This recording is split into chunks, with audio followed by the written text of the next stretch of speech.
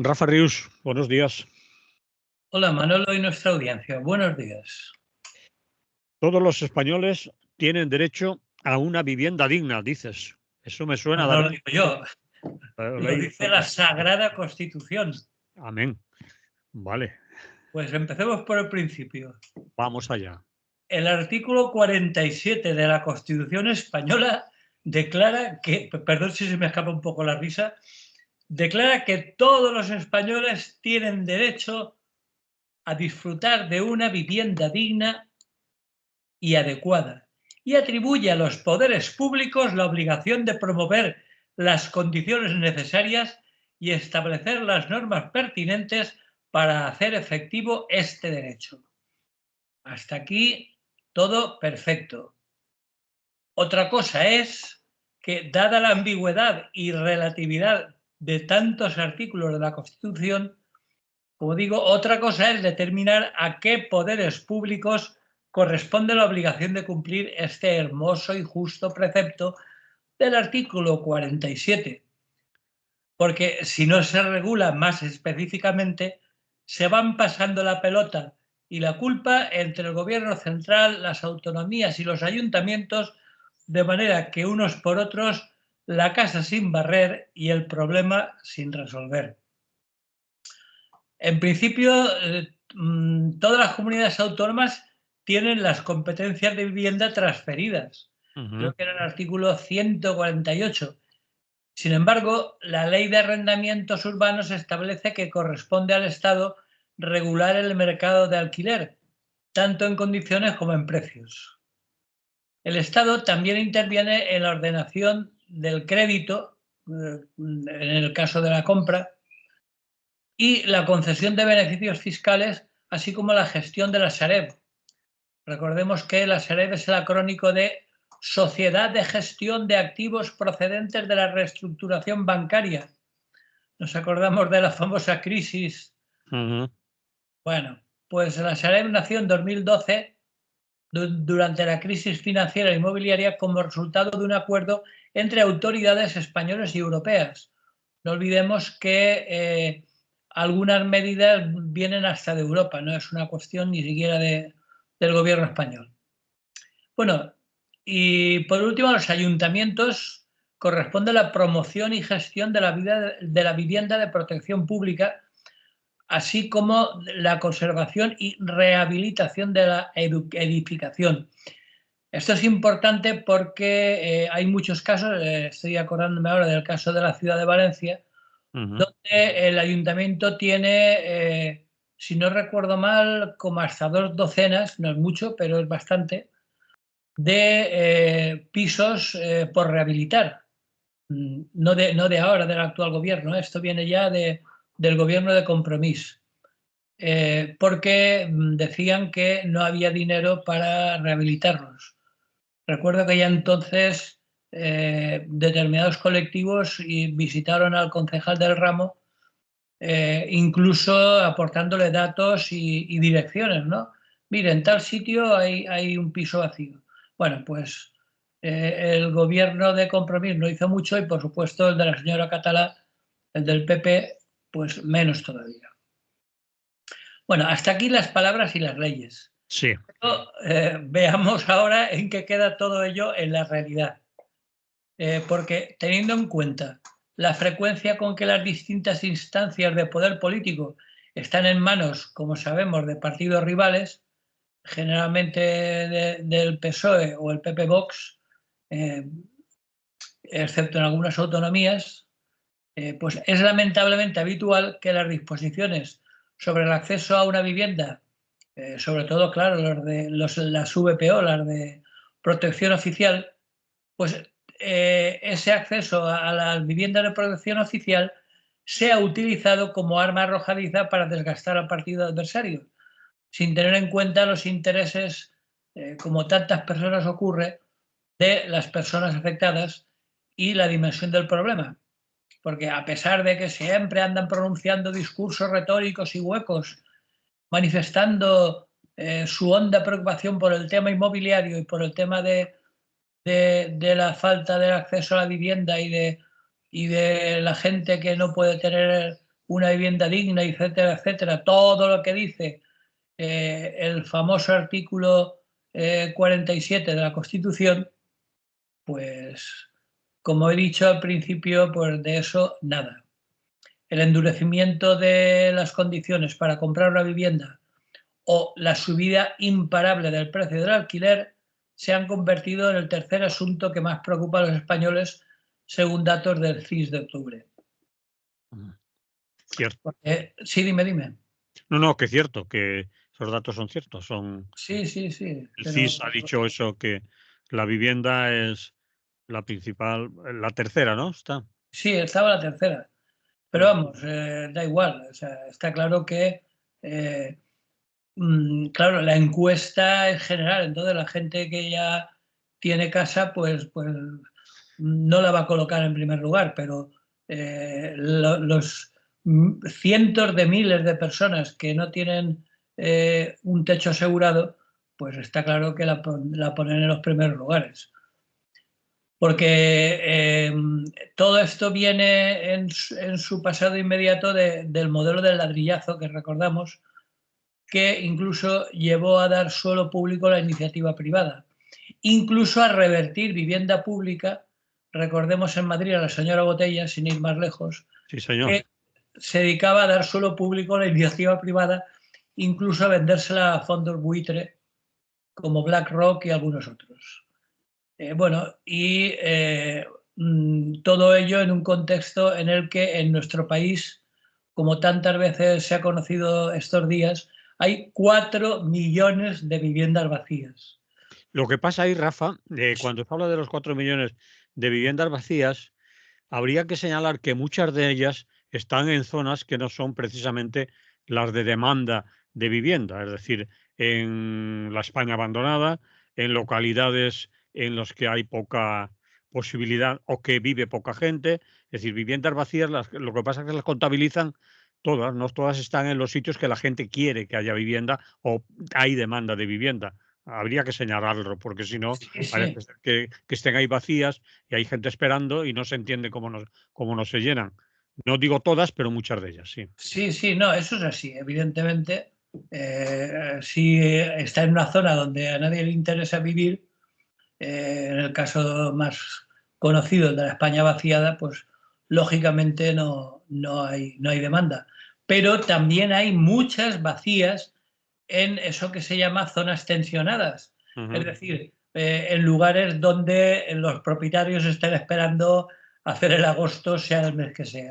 Es decir, que no recuerdo, no conozco el dato de exactamente, porque además es muy difícil de especificar entre las que están en zonas tensionadas y las que no tienen demanda, como tú comentabas, pero sí que es cierto que hay muchos propietarios, entre otros los grandes tenedores y los fondos buitre, que tienen bastantes viviendas, bastantes de esos 4 millones, ya digo que no sé exactamente cuántas, pero bastantes de ellas en zonas tensionadas esperando a que suban los precios o esperando a que alguien pueda pagarlas, ¿no?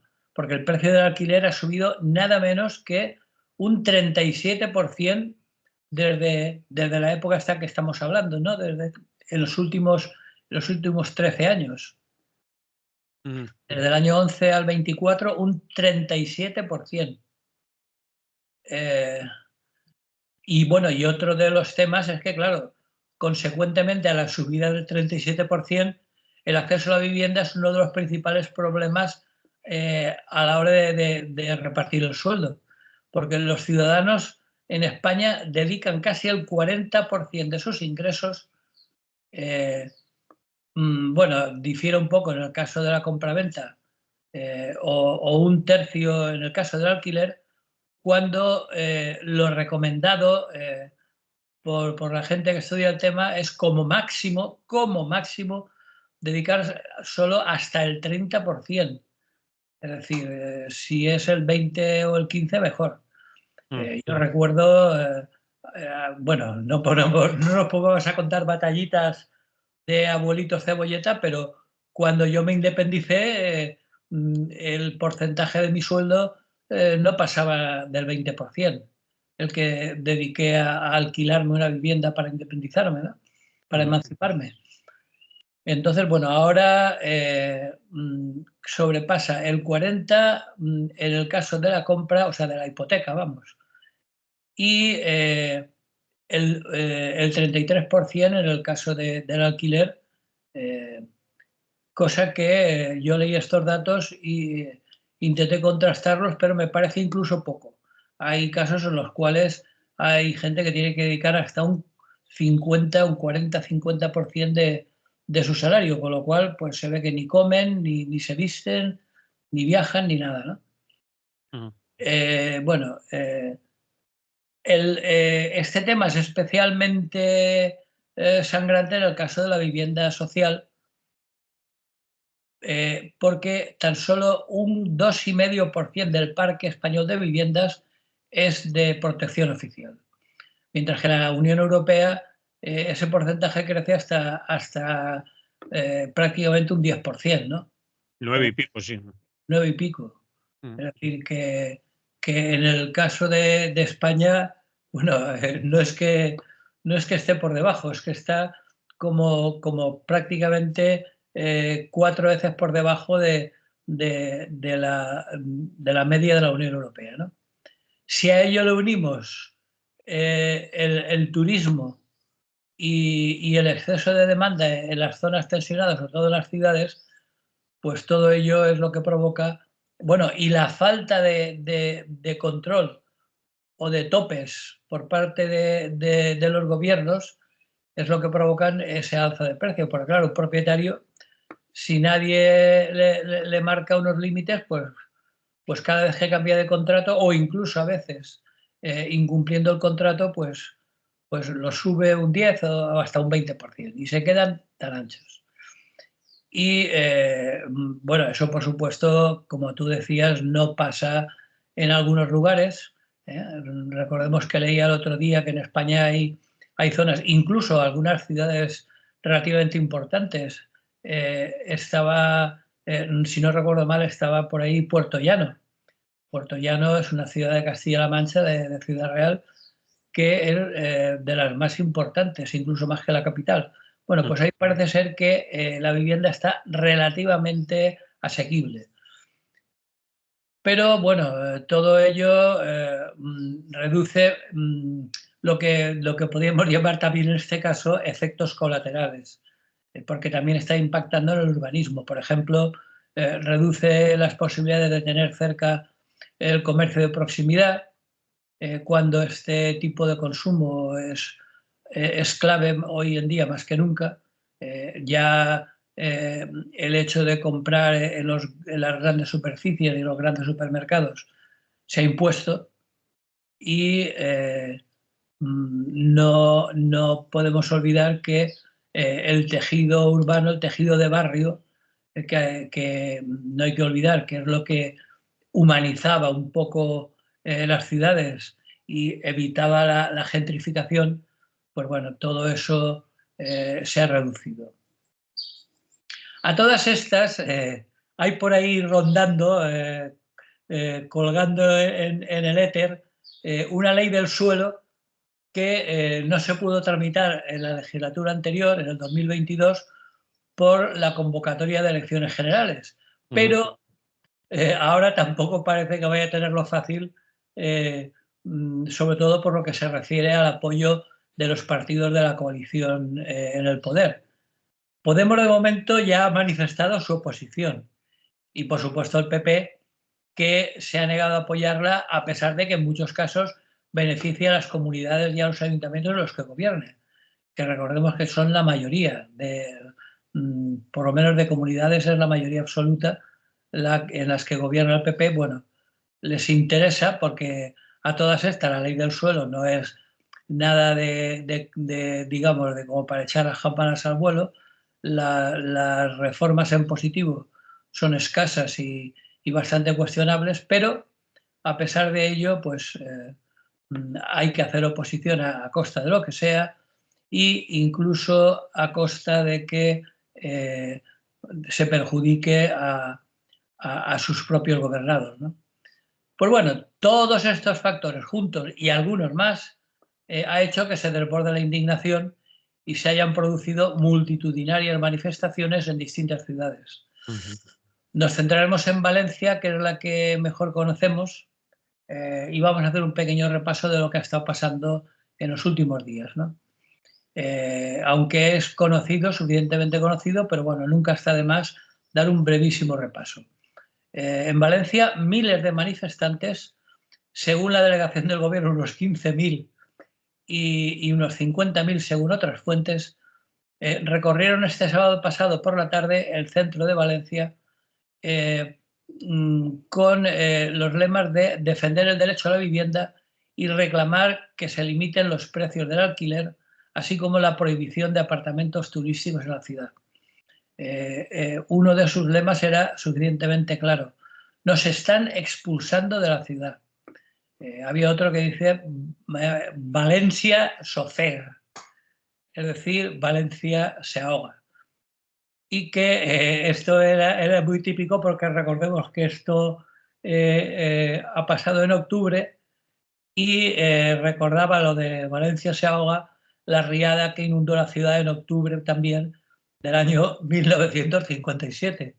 Bueno, pues con este recuerdo en la memoria, valga la metáfora, 4 columnas de manifestantes partieron desde distintos puntos de la ciudad y confluyeron sobre las 6:30 en las Torres de Serranos, en cuyas almenas diversos manifestantes colgaron una gran pancarta con el lema de por el derecho a un hogar, y también de paso, ya que estaban allí, pues colgaron una bandera palestina. Por supuesto, ambas fueron retiradas por agentes de la Policía Nacional, que como sabemos depende de la delegación del gobierno en manos del PSOE. Bueno, pues los convocantes, como digo, reclamaban la regularización de los precios de los alquileres, la paralización de los desahucios, otro tema importantísimo, porque como mínimo en una situación tan caótica como la actual, si no puedes controlar los precios de esos alquileres ni de esas hipotecas, pues por lo menos paraliza los desahucios y no dejes en la calle a tanta gente, ¿no?, de cara al invierno. Bueno, y luego, por supuesto, la creación de un parque de VPO y la paralización de la venta residencial al capital extranjero.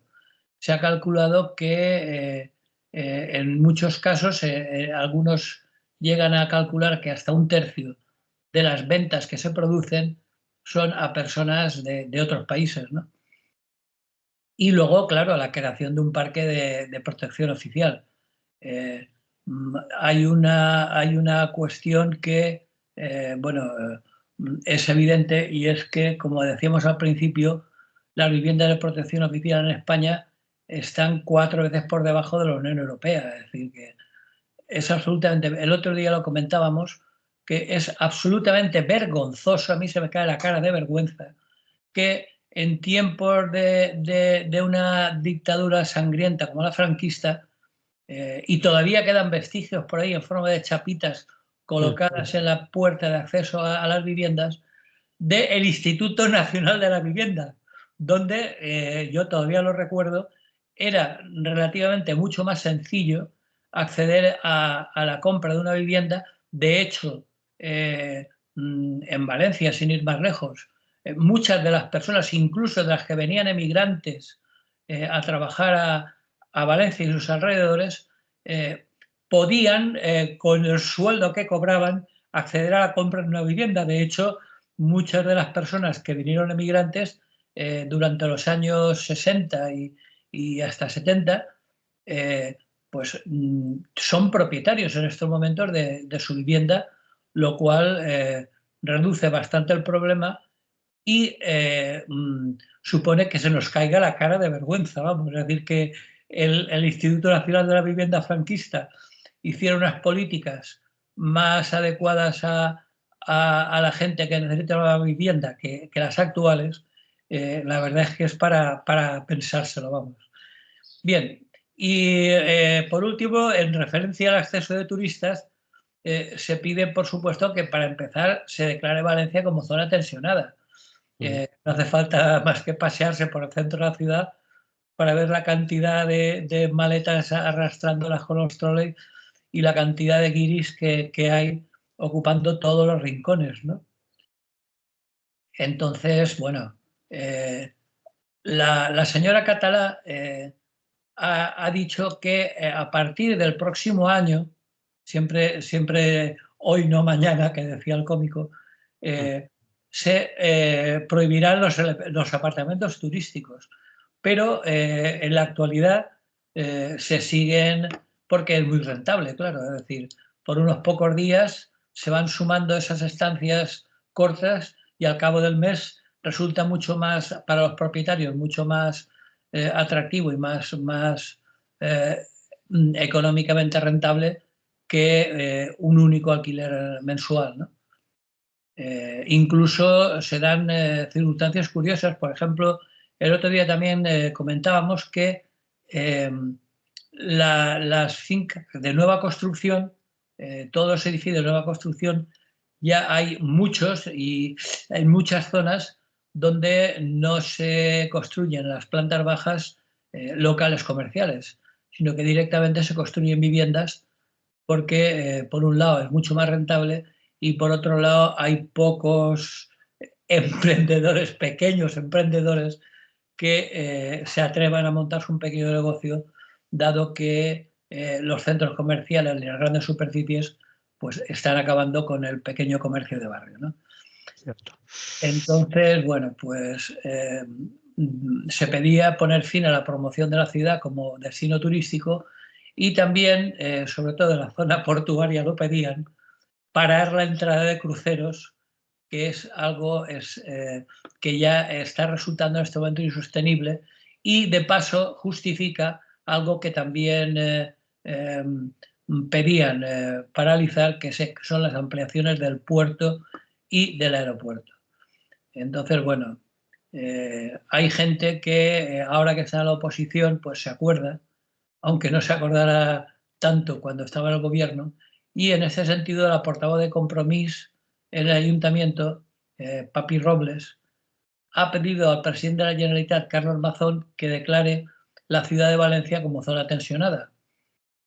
Aunque, por supuesto, en sus declaraciones ya ha dicho que no lo hará porque está del lado de los especuladores, cosa que tampoco nos ha descubierto nada nuevo, ¿no?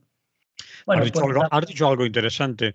Han estado gobernando ahora los que están en la oposición y esa señora y otros, pues podían haber hecho lo que ahora le piden al gobierno del Partido Popular, porque esto de la vivienda, el problema de la vivienda, la turistificación, la conversión de plantas bajas en pisos turísticos, la falta de vivienda social, etcétera, vivienda pública o adecuar los pisos que el ayuntamiento tiene, pero que no son habitables, por ejemplo, porque no están debidamente reformados y adecuados para entrar a vivir, han tenido muchos años para hacerlo y han pasado del tema. Que se lo apunten. Obviamente ahora mandan otros, pero ellos han estado años mandando y el problema ya existía. sí, evidentemente el problema no viene de ahora. Es decir, que podían haber hecho bastante más de lo que hicieron, ¿no? Entonces, bueno, la manifestación, como digo, fue el sábado pasado, se recorrió sin incidentes, eso sí, bajo una intensa presencia policial, las principales plazas del centro histórico de Valencia y acabó en el ayuntamiento. Esto es importante porque allí, en la plaza del ayuntamiento, decenas de personas de las que habíamos participado en la manifestación desarrollada esa misma tarde, pues que por cierto estaba convocada por el movimiento Valencia no está en venda, pues decidieron acampar y de momento continuar acampadas frente al ayuntamiento para proseguir así con su reivindicación. Si no estoy mal informado, es la única ciudad en España donde se ha producido esta acampada reivindicativa, ¿no? No sé si tú tienes información de algunas otras ciudades. No, creo que es la única. Pero creo Es- que es la única ciudad donde después de la manifestación un grupo de personas, varias decenas de personas, decidieron acampar. De momento, la plaza del ayuntamiento hoy ha vuelto a amanecer con una treintena de tiendas de campaña para dar continuidad a las demandas de la manifestación de este sábado que comentábamos, que, como decía, se agrupan en tres ejes, ¿no? La defensa del territorio, la defensa de la vivienda y en contra de la turistificación. Así que, bueno, de momento los participantes de la acampada dormirán allí otra noche más. Esto se decide en una asamblea que cada día se celebra sobre las 6 de la tarde. Bueno, esas asambleas son totalmente igualitarias y hay distintos portavoces que han explicado que de momento hay 23 tiendas de campaña ocupadas cada una por 2 o 3 personas y últimamente han aumentado aún más y se han organizado, bueno, han hecho comisiones de trabajo porque esta acampada, que además hay que destacar que no la montó ninguna siglas en concreto. Según dicen sus participantes, surgió de forma autónoma y espontánea. Hombre, espontánea hasta cierto punto, porque nadie va a una manifestación con tiendas de campaña bajo el brazo. Pero bueno, no había ninguna sigla detrás, ni en principio estaba manipulada por ningún grupo, ni ninguna... entonces, bueno, pues está bien, recuerda otros momentos que todos recordamos. Los acampados están recibiendo a lo largo del día muestras de solidaridad de conocidos o espontáneos que se acercan por allí, les entregan todo tipo de enseres, incluso productos de higiene, comida, etcétera, ¿no? De momento están muy optimistas, ¿no? De hecho, ayer se emitió un comunicado en el que aseguraban que la iniciativa crece día a día, tanto en personas como en fuerza, y que trabaja con el apoyo y la solidaridad de los vecinos para construir una estrategia política que articule toda la energía recogida, ¿no? Bueno, pues en este momento así está la situación, ¿no?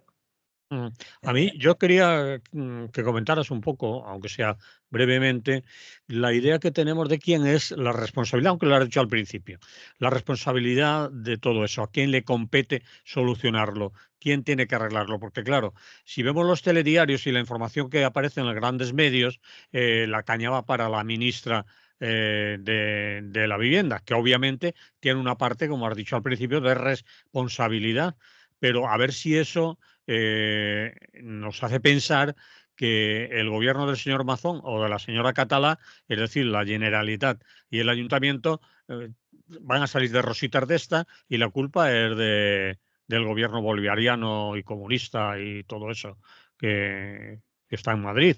Es decir, que No, sí, lo he dicho al principio. lo has dicho al principio, pero hay conviene recordarlo. Es decir, Sí, lo recuerdo. El gobierno solo tiene potestad para, utilizando un verbo muy de moda ahora, topar, es un anglicismo, ponerle topes a los alquileres. Ahí se acaba, bueno, y por supuesto desde no el es, punto no de es vista poco, tampoco es poco, pero en fin. no es poco ni mucho menos, y de hecho ya deberían de haberlo hecho desde los años que llevan, desde la moción de censura a Rajoy, que ya llevan unos cuantos años, ya podían haberlo hecho.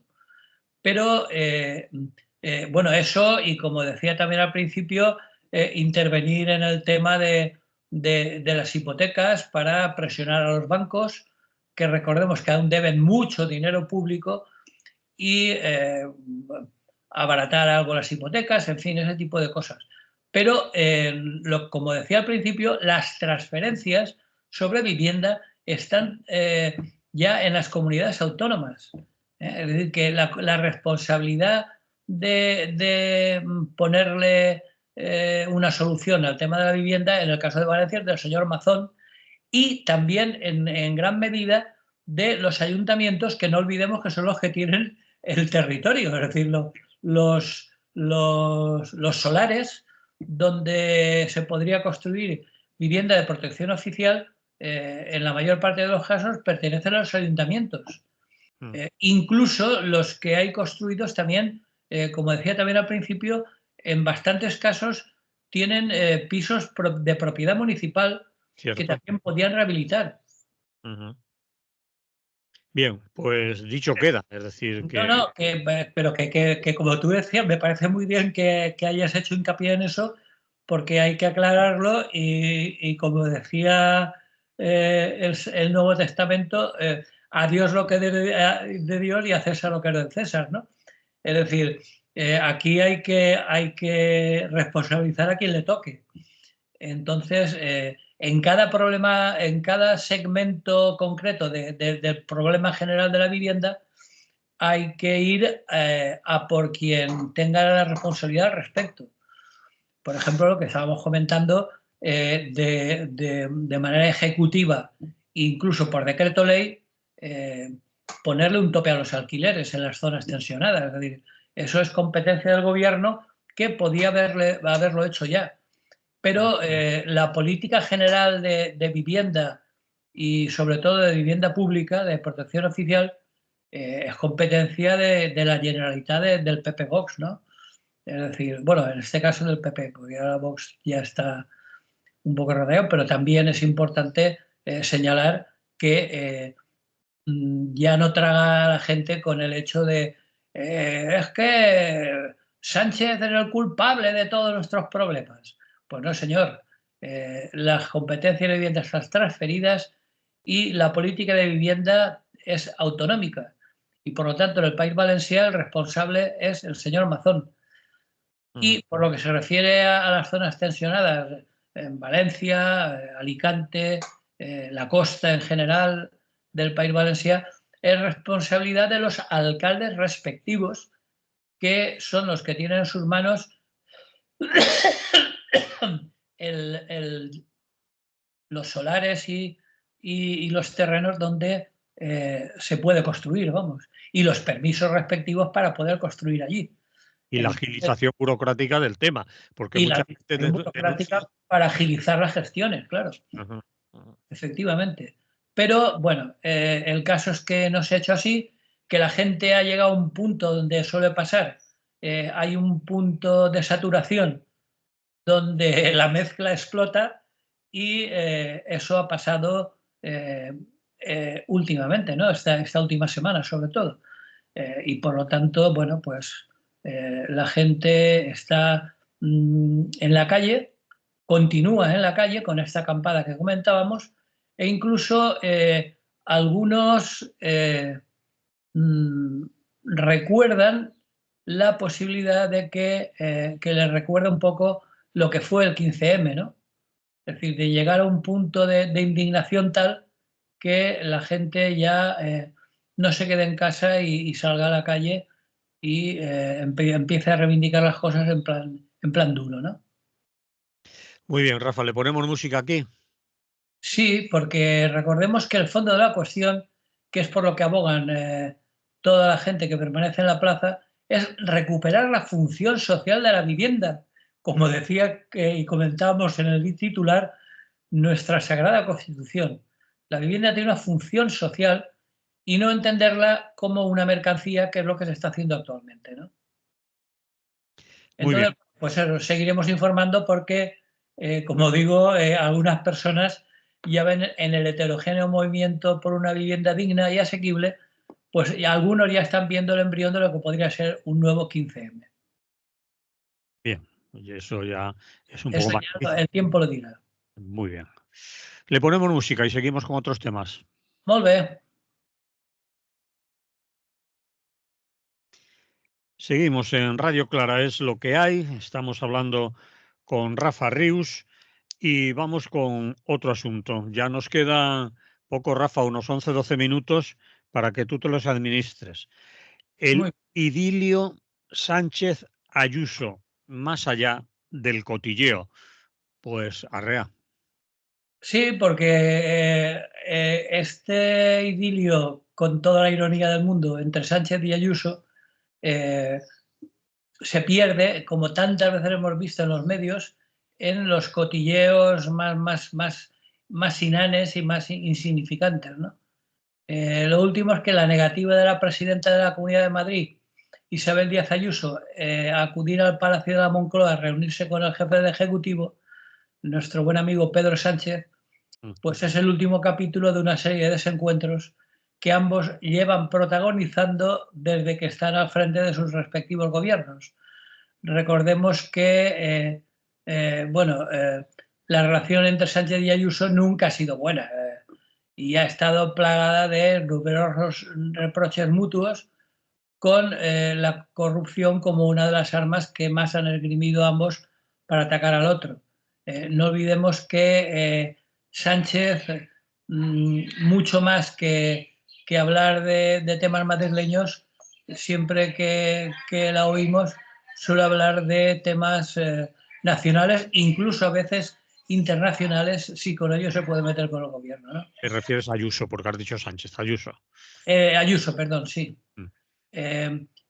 Porque Ayuso es la voz más crítica incluso dentro del PP, incluso con el jefe del Ejecutivo, y se ha desmarcado en muchas ocasiones de las directrices de Génova hasta el punto de causar malestar en algunos de sus dirigentes, como en esta ocasión, que es la única presidenta autonómica popular que no estará en la ronda de reuniones bilaterales en la Moncloa, a pesar de que el líder del partido, Alberto Núñez Feijóo, había defendido que era un error no acudir. Pero bueno, a ella Feijóo, por lo que parece, se la sopla. Así que la mala sintonía entre Sánchez y Ayuso pues ya viene de lejos, ¿no? Comenzó a hacerse patente durante la pandemia a cuenta de la gestión de la crisis sanitaria que hizo cada ejecutivo, porque si recordamos el desastre madrileño, fue realmente dramático, incluso con cartas de la administración a las residencias de ancianos para que no los enviaran a los hospitales, en fin, un desastre. La construcción de un hospital en 4 días que sirvió más bien de poco, etcétera, etcétera, ¿no? Y bueno, y por supuesto, a cuenta de las mascarillas, a ver quién hizo más negocio, si su hermano, es decir, el hermano de Díaz Ayuso, o si Koldo, que era el factotum de Ábalos, que era a su vez la mano derecha de Sánchez. Bueno, y ahora también entre ella y Sánchez a costa de sus respectivas parejas. Así que, como digo, el idilio entre Ayuso y Sánchez ha sido más bien platónico y escaso en encuentros. En todos estos años solo han tenido 2 citas. La primera en septiembre de 2020, que acordaron luchar juntos contra la pandemia, pongamos comillas, porque ese supuesto buen rollo les duró poco. De hecho, el gobierno de Sánchez decretaba de manera unilateral el estado de alarma en la Comunidad de Madrid por esto que comentaba, ¿no? El siguiente encuentro fue en el Palacio de Moncloa en 2021, que se produjo después de los indultos a los condenados por el Procés, y nada más salir de la reunión, Ayuso acusó a Sánchez de romper el orden constitucional. Bueno. Y el más sonado y el más proclive a los cotilleos se produjo durante la sesión de investidura de Pedro Sánchez en noviembre del año pasado, donde en su discurso el candidato hizo alusión al caso ya archivado de las mascarillas que afectaba al hermano de Isabel Díaz Ayuso. Pues bien, esta alusión a su familiar provocó la reacción inmediata y airada de Díaz Ayuso, que estaba asistiendo al debate desde la tribuna de invitados, y fue donde la presidenta madrileña llamó hijo puta a Sánchez, y tras ser captada por las cámaras, luego ironizó e hizo la famosa frase: no, yo lo que dije es que me gusta la fruta. Bueno, eso ya pasará a los anales de la estupidez de los cotilleos habituales, ¿no? Ahora la última batalla tiene, como decía, como fondo a sus respectivas parejas en el centro de mira por presuntos casos de corrupción, y les ha servido de excusa para pedir la dimisión mutua, ¿no? Es decir, ella pidió la dimisión de Sánchez y Sánchez la suya. Pero bueno, hay una diferencia importante. Por un lado, el novio de Ayuso, un tal Alberto González Amador, aparte de que está siendo investigado por fraude fiscal, él mismo ha reconocido haber cometido este delito, ¿no? Mientras que en el caso de la mujer de Sánchez, pues está siendo investigada parece ser que sin demasiados elementos probatorios, pero ella nunca lo ha admitido y la Fiscalía de momento no tiene, como digo, ningún elemento de prueba, ¿no? En fin, yo lo decía sobre todo porque, aparte de que, como digo, los medios se dedican a comentar este cruce de piropos con los consiguientes insultos, el sanchismo es chavismo, son unos mafiosos y unos stalinistas, y algunas lindezas más que ha lanzado Ayuso. La última del día de ayer o anteayer, ya no recuerdo, es que ha dicho la señora Ayuso que España es un estado policial. Un estado policial.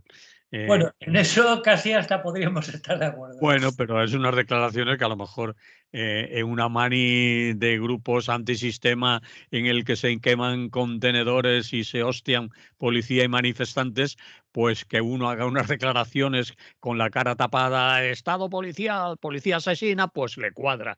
Pero a la señora Ayuso, desde el atril de la Comunidad de Madrid o de un atril oficial, pues me parece que es una cantada por su parte, aunque a mí, claro, como tú dices, a lo mejor acierta, no lo sé, pero puede ser, ¿no? Bueno, ella repite lo que escucha por el pinganillo que le sopla Miguel Ángel Rodríguez, está claro. Bueno, pero de todo esto, esto es el cotilleo. Yo lo que quería resaltar es que, como tantas veces, lo importante se queda en lo que se llama el subtexto. Es decir, lo que se dice expresamente no son sino la estructura superficial, es decir, los fuegos de artificio que ocultan la estructura profunda de lo que realmente se pretende. Y en este caso, y para empezar, el caso de Ayuso, que como decía, se ocupa poco de la política madrileña y mucho de la política nacional y hasta internacional, sus intenciones cada vez menos ocultas son desbancar a Feijóo y convertirse a la mayor brevedad posible en presidenta de un gobierno del Partido Popular. Ella dice que no, ella dice que no. No, hombre, claro, dime lo que niegas y te diré lo que afirmas. Eso ya viene de lejos. Bueno, pues de política no anda muy sobrada, ¿no? De cultura política no anda muy sobrada, pero apoyada en sus exabruptos y, como decía, en la estructura de su gurú Miguel Ángel Rodríguez, que como sabemos es maestro en exabruptos, insolencias y groserías varias, una vez vista su eficacia electoral, pues no ve la hora de desbancar a Feijóo para enfrentarse electoralmente con su amado Pedro. Y bueno, y en el caso de Sánchez, una vez asumido que su rival más peligroso no es Feijóo, sino Ayuso, pues está obligado a elaborar una estrategia que vaya más allá del y tú más y de no entrar al trapo de los insultos, porque ahí tiene las de perder. Porque en descortesía, impertinencias y ordinarieces, Ayuso siempre le derrotará, ¿no? Entre otras cosas porque como presidente del gobierno siempre está obligado a mantener ciertas formas y a no cruzar ciertas líneas rojas que, bueno, que Ayuso no tiene inconveniente en pisotear una y otra vez. Así que, bueno, mucho ruido y pocas nueces porque nunca se sabe. Dicen que del odio al amor no hay más que un paso. En fin, tonterías aparte, lo cierto es que mientras la pareja en cuestión se dedica a tirarse la vajilla a la cabeza y los medios, que también son otros culpables, se dedican a difundir con profusión hasta los más insignificantes chismes al respecto, lo grave es que los problemas reales de las personas que habitamos este territorio que llaman España siguen pendientes. Y todos lo sabemos, ¿no? El paro, la inmigración, la vivienda, el turismo, la sequía y un largo etcétera continúa sin resolverse mientras seguimos enredados en husmear hasta las más pequeñas incidencias de este vodevil grotesco y trivial que se llevan entre manos la señora Ayuso y el señor Sánchez. Muy bien. Eso es lo que quería resaltar, ¿no? Que leyéramos el subtexto y que nos dejáramos de hacer el juego de los chismes, ¿no? De acuerdo, Rafa. No sé si quieres decir en 2 minutos, como mucho, algo de Cuba, pero no tenemos más tiempo que 2 minutos. No, no, porque Cuba es un tema que me gustaría tratar con algo más de profundidad y hablaremos en otro momento. Vale. Porque a propósito del último apagón, que ha durado casi una semana, habría que hablar mucho de cuál es la situación actual en Cuba, de la que tengo algunos testimonios de gente de por allí, ¿no? Muy bien, pues entonces lo dejamos aquí y la semana que viene, si no pasa nada, volvemos a hablar, ¿vale? Muy bien, pues salud y buen día. Salud.